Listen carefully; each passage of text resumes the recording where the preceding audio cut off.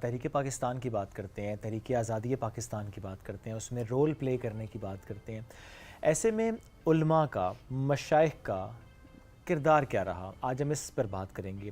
کس طرح سے دینی رہنمائی فراہم کی، کس طرح سے انہوں نے قوم کو بیداری میں اپنا کردار پلے کیا.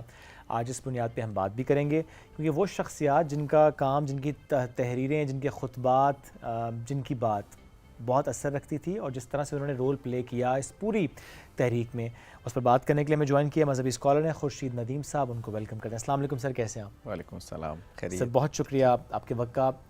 چونکہ ہم تھرو آؤٹ اس اگست کے مہینے میں بات کر رہے ہیں کردار پہ، علماء کا کردار، مشائخ کا کردار تحریک آزادی پاکستان میں کیا رہا؟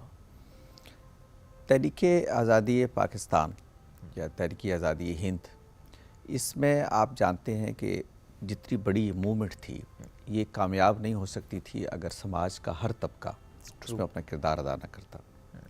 وکیل، طلباء، علماء، مشائخ، یہ سب اگر متحرک نہ ہوتے تو اتنی بڑی تبدیلی نہیں آ سکتی تھی. اس لیے جب یہ موومنٹ چلی، آپ کو معلوم ہے کہ کیسے مسلم اسٹوڈنٹ فیڈریشن سے لے کے مسلم لیگ تک اور انجمن حمایت اسلام تک بے شمار سماجی، سیاسی اور طلباء تنظیمیں اس میں متحرک تھیں. بالکل اسی طرح سے علماء اور مشائخ کے جو گروہ تھے اور شخصیات تھیں اس دور میں، وہ اپنے اپنے طور پر متحرک رہیں. مسلمانوں کے ہاں جو مسالک موجود ہیں ان کی بنیاد پر تنظیمیں بنی ہوئی موجود تھیں. مثلا بریلوی علماء کی اپنی تنظیم تھی، دیوبندی علماء کی اپنی تنظیم تھی، اہل حدیث علماء کی اپنی تھی، اہل تشیع کی اپنی تھی. وہ سب لوگ یعنی بلا استثناء اس موومنٹ میں شریک ہوئے اور انہوں نے اپنا کردار ادا کیا. صحیح. بعض کردار تو بہت معروف ہیں، سب کو معلوم ہے. مثلا مولانا شبیر احمد عثمانی کا کردار اس میں کیا تھا، سب کو معلوم ہے. کیسے علامہ قائد اعظم ان پہ بہت زیادہ اعتماد کیا کرتے تھے. لیکن میں آپ سے عرض کروں کہ اگر صرف علماء اہل حدیث کو آپ دیکھ لیں جو کمپیریٹیولی تعداد میں کم تھے، لیکن ان کا کردار بھی غیر معمولی تھا. ایک طرف مولانا داؤد غزنوی جیسے لوگ تھے، وہ کانگریس میں تھے. آپ کو معلوم ہے اکثر لوگ تحریک پاکستان موومنٹ جب اٹھی تھی تو اس سے پہلے پولیٹیکلی اگر ایکٹیو تھے تو کانگریس، اس وقت وہی بڑا پلیٹ فارم موجود تھا. تو مولانا داؤد غزنوی مثال کے طور پر اہل حدیث علماء میں ایک بڑا نام ہے. یہ کانگریس پنجاب کے صدر تھے، لیکن جب پاکستان موومنٹ پیدا ہوئی، اٹھی اور پھیلی تو پھر انہوں نے مسلم لیگ کو جوائن کیا اور پھر بڑا بنیادی رول ادا کیا. اچھا، اسی طرح مولانا ثناء اللہ امرتسری تھے جنہوں نے پنجاب میں بہت وائٹل رول ادا کیا تحریک پاکستان کو کامیاب بنانے میں. دیوبندی علماء میں جیسے میں نے اب عرض کیا، اگر آپ دیکھیں تو مولانا اشرف علی تھانوی جن کو حکیم الامت بھی کہتے ہیں، وہ بڑے نامور اسکالر تھے ہندوستان کی تاریخ میں. تو انہوں نے تحریک پاکستان کا ساتھ دیا اور پھر ان کے جو شاگرد تھے جس میں نمایاں مولانا شبیر احمد عثمانی، مولانا ظفر احمد عثمانی جیسے لوگ، یہ دیوبندی علماء میں انہوں نے بھی گویا اپنا سب کچھ تحریک پاکستان کے حوالے کر دیا. بریلوی علماء میں آپ دیکھیے تو اس وقت بہت مشہور سنی کانفرنس کے نام سے وہ منظم تھے اور انہوں نے بھی پیر جماعت علی شاہ صاحب جیسے لوگ، پیر مانکی شریف مشائخ میں، اور یہ وہاں بھی جو سنی کانفرنس تھی اس میں بھی متحرک تھے. تو بنارس میں ایک بہت بڑا اجتماع ہوا بریلوی علماء کا، مشائخ کا.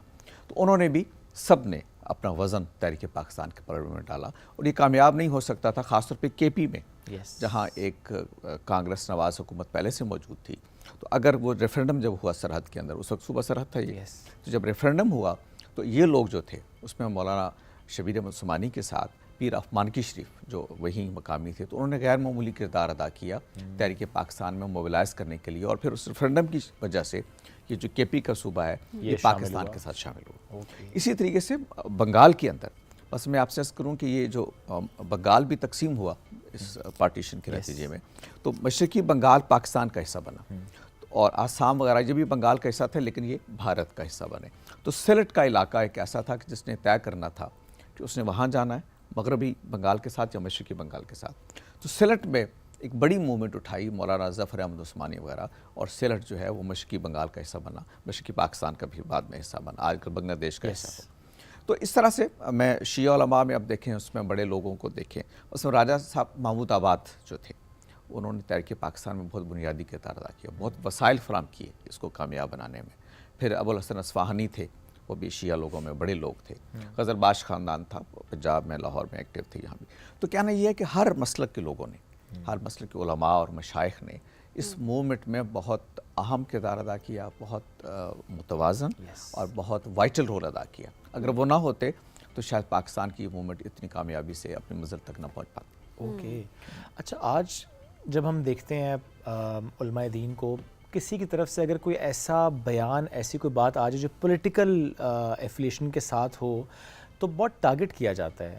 کیا اس وقت بھی ایسے تھا کہ کسی بھی انداز میں اگر کوئی بات ہو رہی ہے تو یہ ٹارگٹ اس وقت کیا جاتا ہو کہ نہیں آپ پولیٹیکل بیان کیوں دے رہے ہیں یا آپ پولیٹیکل لیڈرشپ کے ساتھ یا پولیٹیکل اسٹرگل کے ساتھ کیوں ہیں؟ Was it that? دیکھیے اس میں دو پہلو ہیں. ایک ہے سیاست نظریاتی سطح پہ.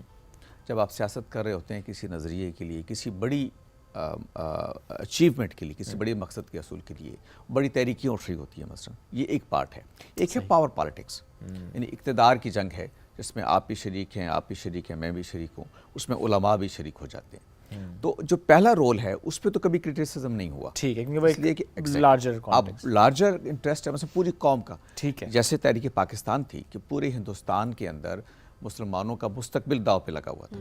اب یہ کوئی ایک گروہ کا یا ایک جماعت کا مسلم لیگ کا ایشو نہیں تھا، بلکہ مسلمان as a community, as a قوم، اس کا جو مستقبل تھا وہ داؤ پہ لگا ہوا تھا. تو علماء اس میں شریک ہوئے، وہ پاور پالیٹکس کا حصہ نہیں تھے. یعنی وہ نہ اقتدار میں شریک ہوئے، بعد میں بھی نہیں شریک ہوئے. جب پاکستان بن گیا آپ پیر رحمان کی شریف کو دیکھ لیں، مولانا شبیر احمد عثمانی کو دیکھ لیں، یہ سب لوگ تحریک پاکستان میں جو شریک تھے وہ اقتدار میں شریک نہیں ہوئے.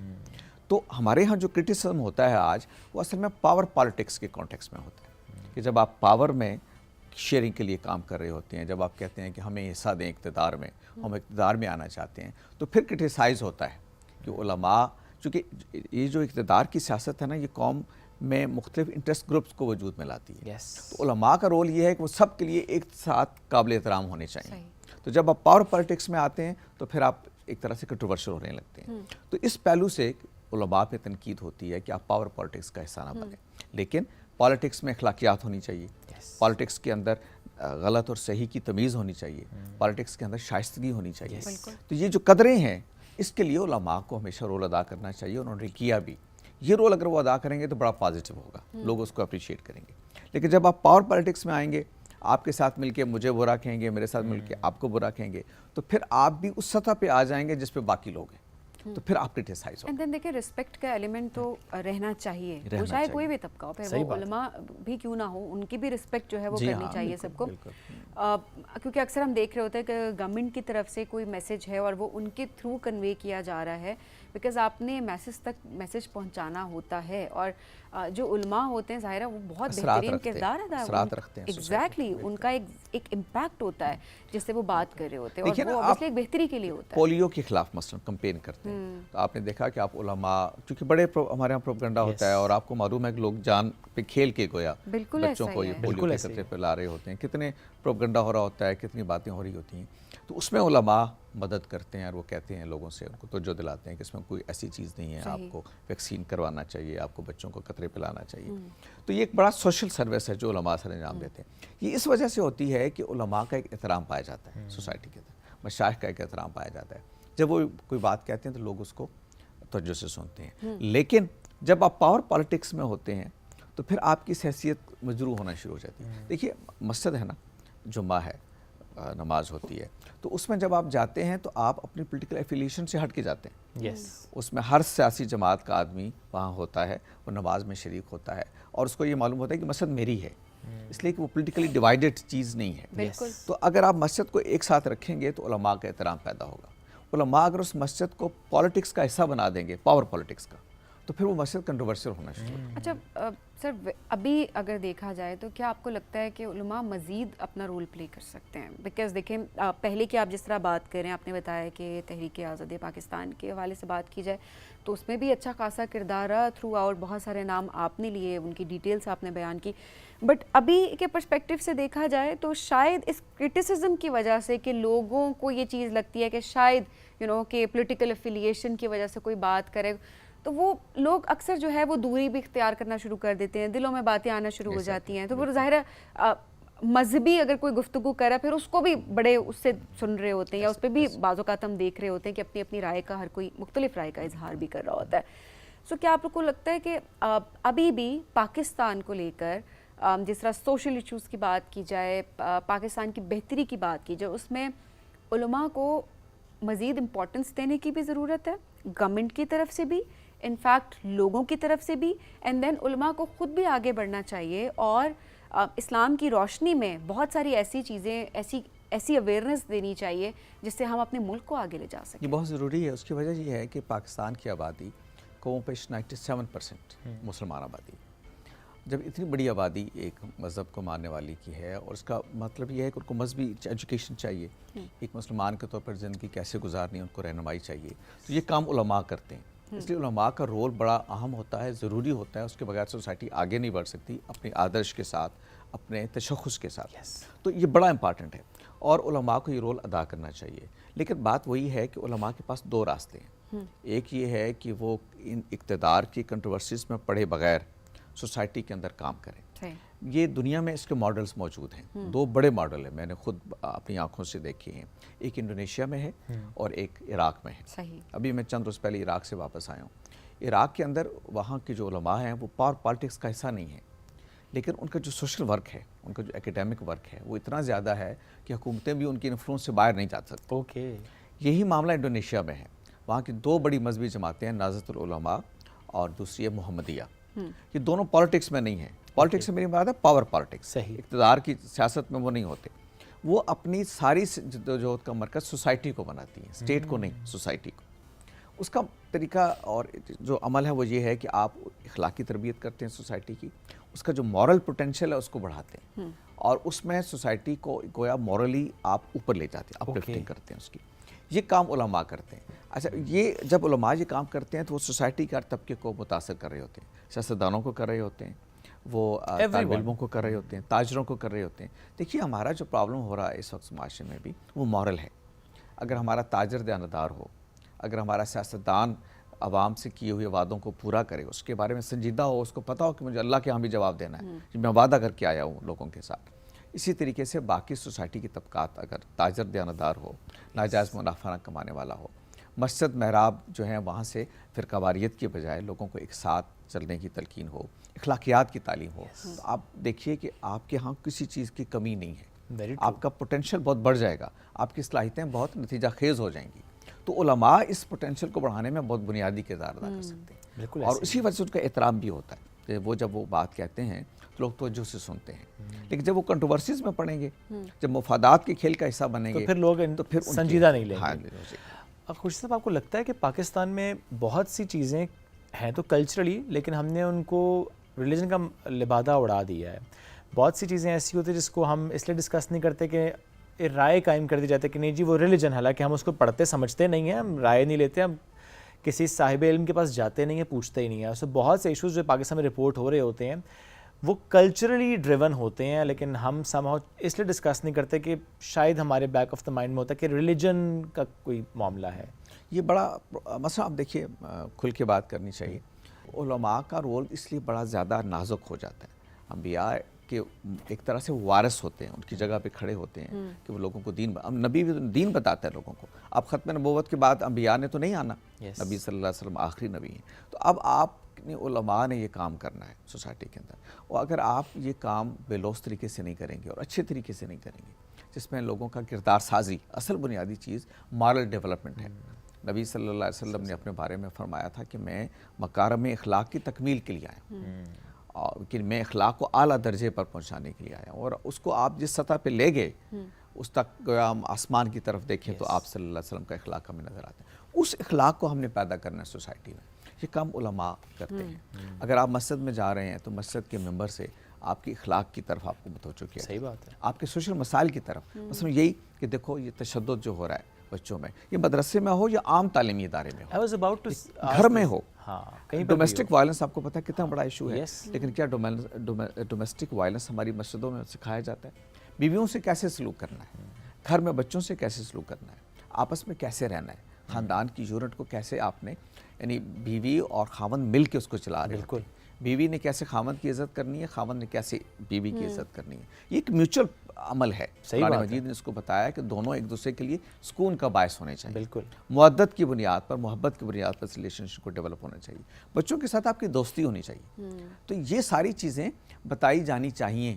ایسے میں لوگوں کو بھی یہ بھی بڑی امپورٹنٹ چیز ہے کہ پہلے ہم یہ کلچر بہت زیادہ بھی دیکھ رہے ہوتے تھے کہ जिस तरह भाई हैं मेरे, तो मेरे अब्बा उनको मस्जिद लेकर जा रहे हैं, ठीक है, एक प्रॉपर टाइम होता था, एक नमाज का टाइम है तो उस टाइम पर लेके जा रहे हैं, उस टाइम पे वापस आ रहे हैं, तो वो विज़िट्स मस्जिद के भी ज़्यादा होते थे।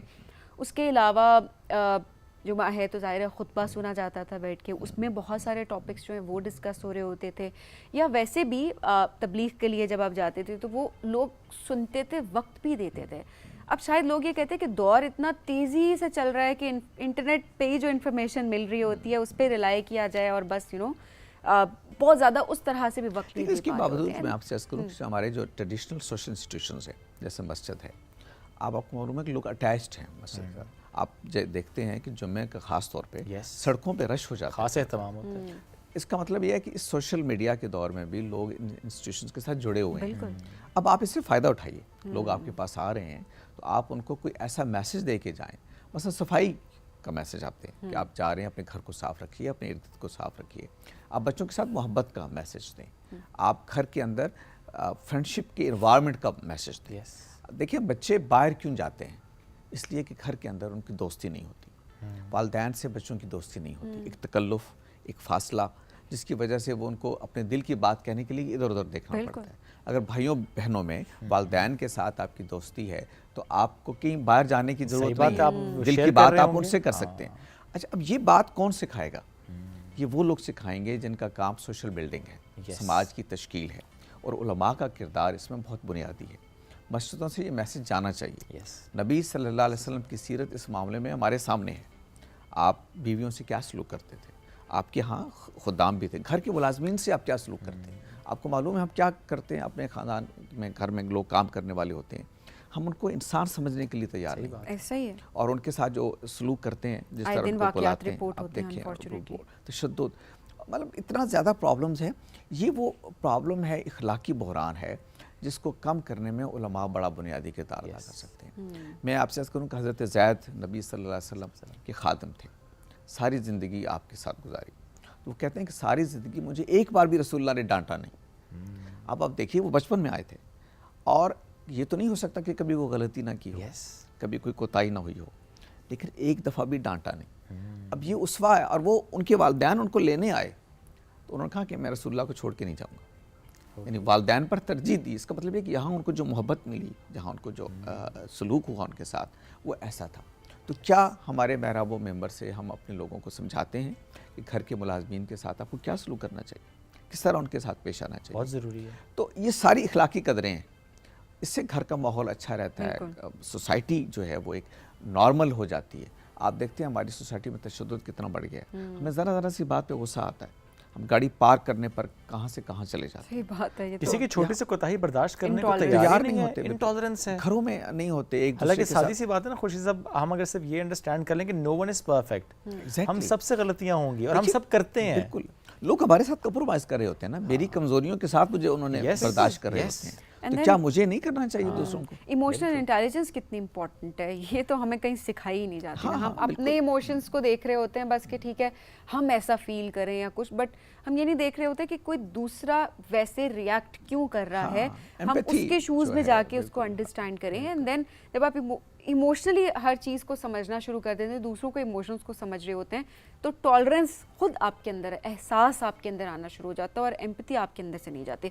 खुशी साहब बहुत शुक्रिया प्रोग्राम में ज्वाइन करने के लिए, बहुत इंपॉर्टेंट डिस्कशन जिसको बड़े अच्छे तरीके से हमने आप सबके सामने रखने की कोशिश की। और जाहिर सी बात है इख्तिलाफ राय का हक सबको है, आपको भी है, लेकिन एक बहुत तरीके से हमने अपनी राय बयान की। आपकी अपनी राय हो सकती है जो कि आप हमें कमेंट्स में, हमारे सोशल मीडिया पे आप हमें ज़रूर बताएगा। हम बढ़ेंगे एक ब्रेक के जानिब, स्टे विद अस।